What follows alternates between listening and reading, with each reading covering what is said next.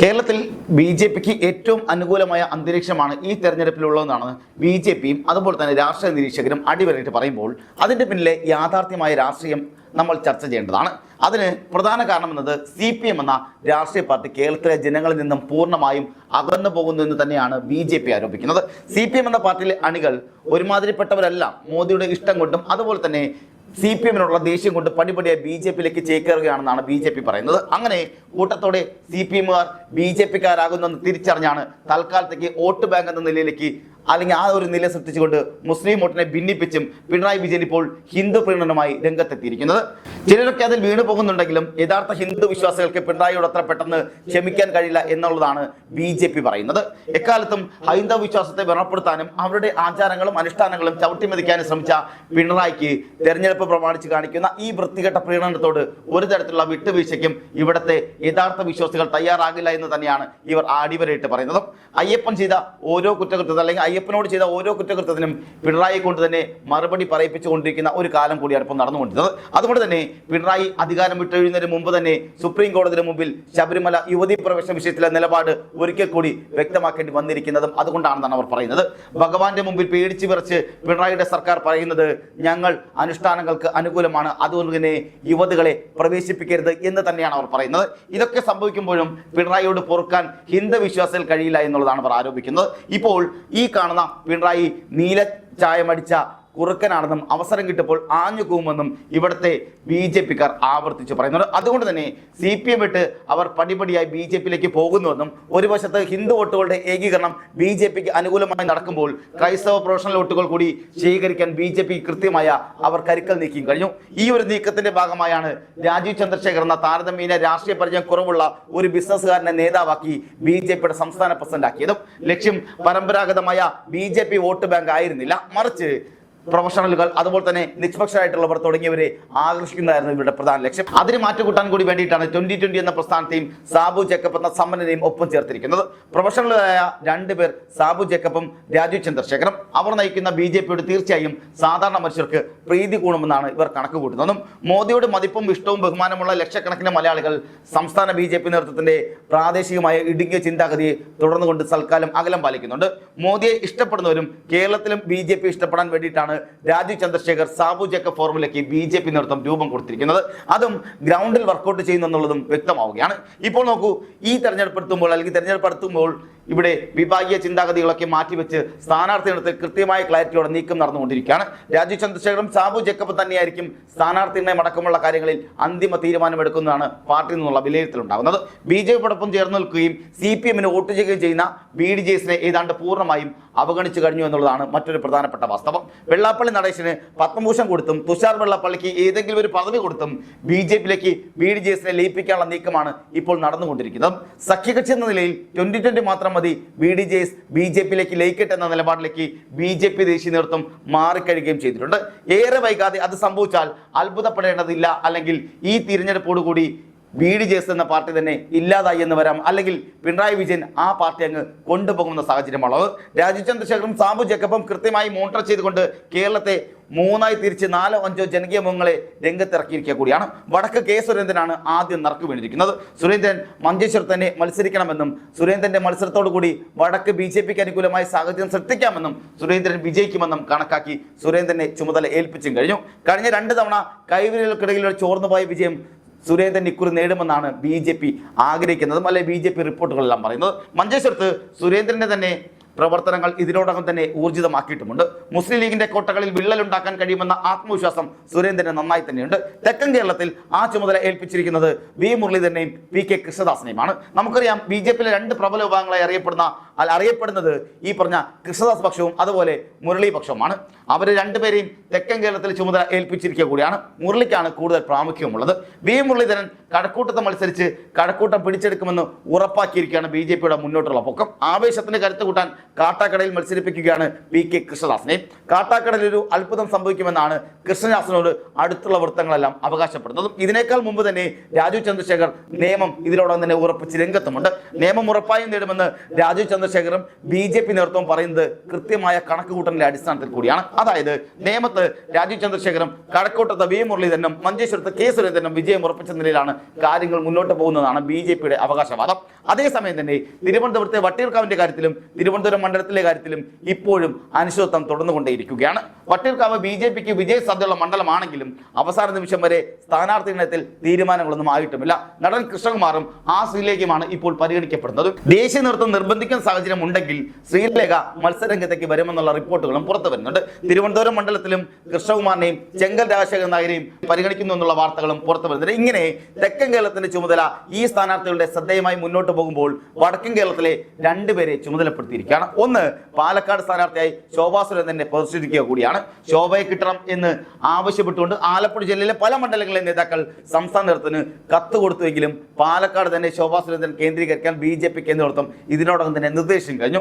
പാലക്കാട് നഗരസഭയിലെ ഭരണം BJPക്ക് അനുകൂലമായ ഒരു ഘടകം കൂടിയാണ്. ഹരിപ്പാടും കായംകുളത്തും ശോഭയെ പരിഗണിച്ചിരുന്നുവെങ്കിലും മധ്യ കേരളത്തിൽ ശക്തമായ സ്വാധീനം ചെലുത്താൻ പാലക്കാട് തന്നെയാണ് അനുയോജ്യമെന്നാണ് BJP കരുതുന്നത്.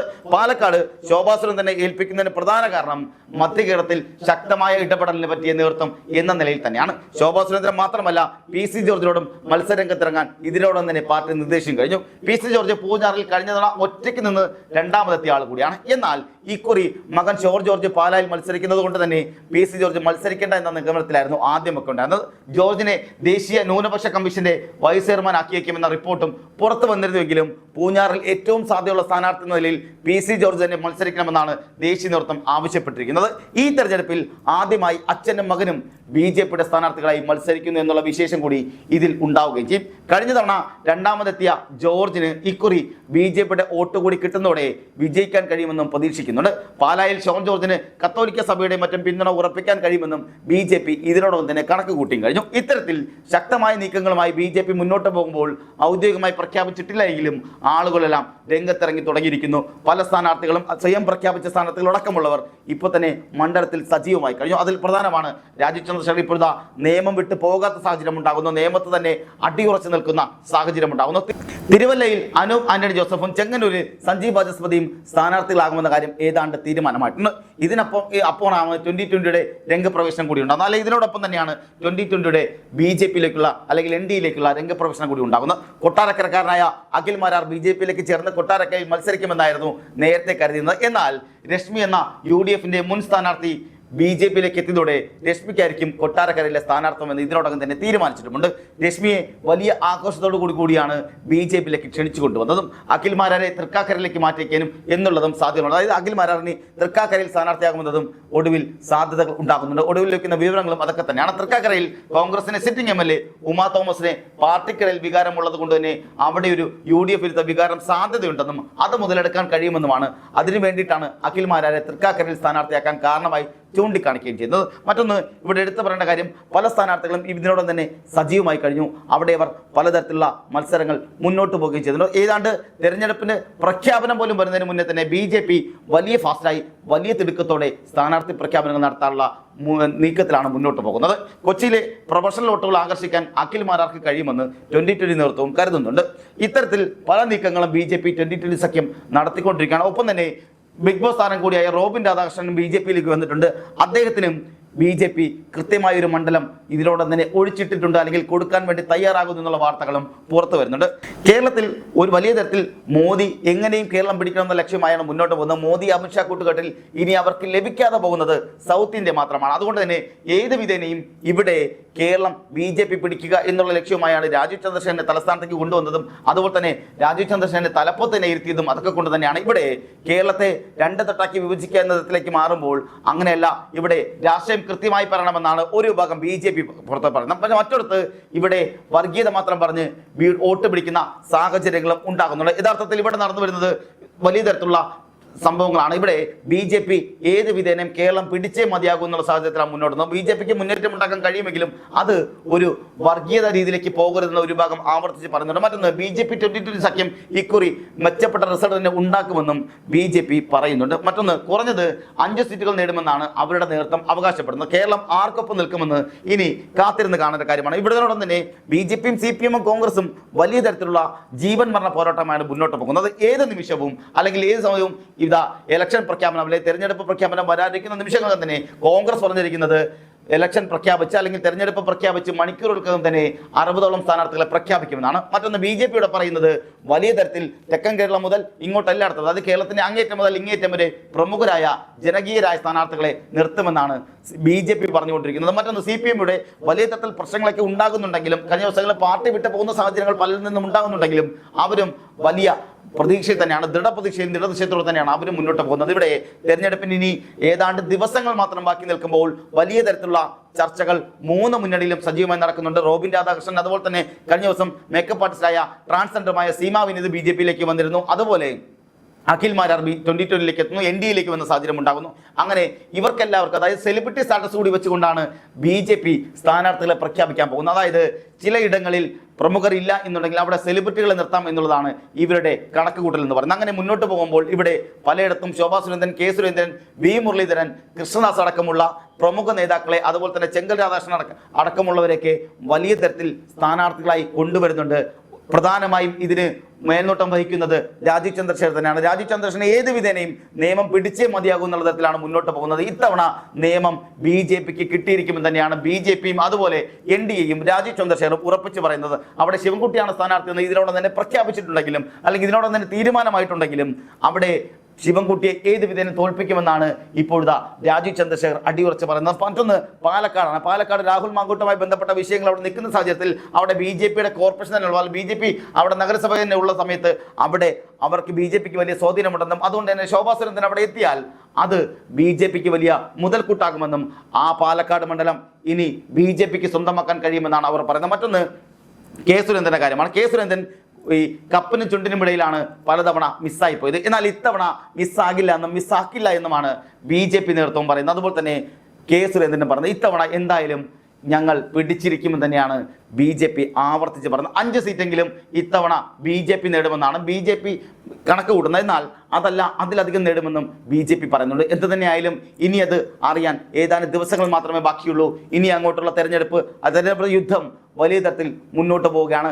ഇപ്പോഴിതാ ഏതാനും ദിവസങ്ങൾക്ക് തന്നെ തെരഞ്ഞെടുപ്പ് പ്രഖ്യാപനം ഉണ്ടായിക്കഴിഞ്ഞാൽ പിന്നെ അങ്ങോട്ട് തെരഞ്ഞെടുപ്പിന്റെ കോലാഹലങ്ങളാണ് ഉണ്ടാകാൻ പോകുന്നത്. അതിന് സ്ഥാനാർത്ഥി പ്രഖ്യാപനം, അതുപോലെ തന്നെ അതുമായി ബന്ധപ്പെട്ട പ്രശ്നങ്ങൾ, അതുമായി ബന്ധപ്പെട്ട വിവാദങ്ങളെല്ലാം ഇനി ഉണ്ടാകാൻ പോകണം. ഒപ്പം തന്നെ PR സ്റ്റണ്ടും സജീവമായി നടന്നു എന്ന സാഹചര്യം ഉണ്ടാകുന്നു.